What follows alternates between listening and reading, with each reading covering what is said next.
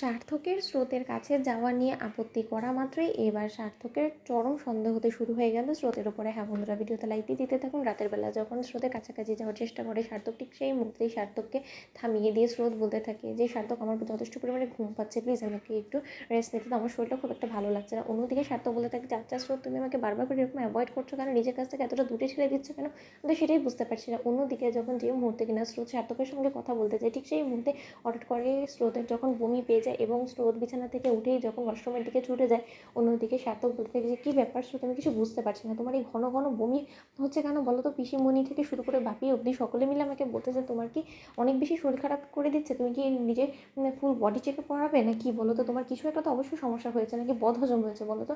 অন্যদিকে কথা বলা মাত্রই স্রোত বলতে থাকে যে আসলে সার্থক সেরকম কোনো কিছুই না, ওই সামান্য একটু বমি পেয়েছে, কারণ আমি সেদিন ফ্রেন্ডসদের সাথে না একটু উল্টোপাল্টা রাস্তার ধারে ভেলপুরি থেকে শুরু করে এগুলো খেয়ে ফেলেছিলাম, এবং এই সব কিছু খাওয়ার পরেই না আমার এত সহজে হজম হয় না কোনো কিছু, এবং এর জন্যই হয়তো আমার এতটা বমি পাচ্ছে। তুমি আমাকে নিয়ে টেনশন করো না, তুমি বরঞ্চ যাও গিয়ে ঘুমিয়ে পড়ো। অন্যদিকে যখন সার্থক বলে থাকে যে স্রোত, তা সত্ত্বেও তোমার চোখ মুখ দেখে আমার সুবিধার বলে মনে হচ্ছে না, তুমি কি কোনো মতে ডক্টরের সঙ্গে কালকে একবার কনসাল্ট করবে? তুমি চাইলে আমি তোমাকে সঙ্গে করে নিয়ে যেতে পারি।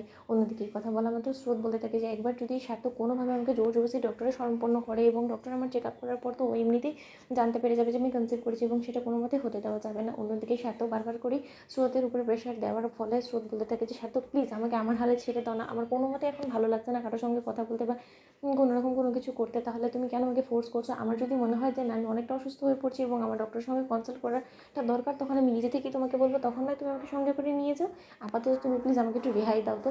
অন্যদিকে এই কথা বলা মাত্রই যখন সার্থক ঘুমিয়ে পড়ে, ঠিক সেই মুহূর্তেই স্রোত আড়ালে যখন সেই ডক্টরের দেওয়া রিপোর্টসটাকে পড়ে, এবং স্রোত বলতে থাকে যে ডক্টর তো এর মাঝখানে আরও কিছু টেস্ট লিখে দিয়েছে, আমি তো সব কটা টেস্টও করাইনি, আমাকে তো এখন সেই টেস্টগুলো করাতে হবে, কারণ আমার সন্তানটা ঠিক কোন স্টেজে আছে এবং আমার কত উইক চলছে সেটা তো আমাকে জানতে হবে, এবং সেই সব কিছু করার জন্য আমাকে একদিন একটু আলাদা সময় বের করে সার্থকের কাছ থেকে নিজেকে আড়াল রেখে হলেও আমাকে একবার হসপিটালে যেতে হবে। কিন্তু এই সব কিছু এই বাড়িতে থেকে কোনো মতেই পসিবল হবে না, তাই যে করেই হোক না কেন আমাকে একবার এই বাড়ি থেকে বেরিয়ে গিয়ে কিছুদিনের জন্য হলেও অন্তত বাপের বাড়িতে গিয়ে সেখান থেকেই সকল ট্রিটমেন্ট করাতে হবে, কারণ যতক্ষণ পর্যন্ত না আমি আমার সন্তানের সেফটিটা এনশিওর করতে পারছি ততক্ষণ পর্যন্ত আমার কোনো মতে রিস্ক নেওয়া যাবে না। অন্যদিকে স্রোত যখন হঠাৎ করে পরদিন সকালবেলা ঘুম থেকে ওঠার পর বলতে থাকে যে সার্থক, আমি কয়েকটা দিনের জন্য না বাপের বাড়ি যাবো বলে ভাবছি, কারণ আমার বাড়ির লোকেদের জন্য আমার যথেষ্ট পরিমাণে মনটা খারাপ লাগছে, তুমি প্লিজ এটা নিয়ে আর কোনোরকম কোনো আপত্তি করো না, আমাকে প্লিজ একটু কয়েকদিনের জন্য আমার বাপের বাড়ি ছেড়ে দিয়ে আসো। অন্যদিকে সার্থক বলতে থাকছে কেন হঠাৎ করে তোমার এতটা মন খারাপ করছে কেন বলো তো? বাপের বাড়িতে কয়েকদিন থাকার কী আছে, তুমি বরঞ্চ সকালে যাও, রাতের বেলা আমি তোমাকে সঙ্গে করে নিয়ে চলে আসবো। অন্যদিকে সার্থককে স্রোত বলতে থাকে যে না না সার্থক, তুমি বুঝতে পারছো না, আমার কয়েকটা দিন আমার মায়ের কাছেই থাকতে ইচ্ছে করছে, তুমি সেটা বুঝতে পারছো না কেন বলো তো? তো বন্ধুরা, ভিডিওটি ভালো লাগলে লাইক, শেয়ার, সাবস্ক্রাইব করতে ভুলো না।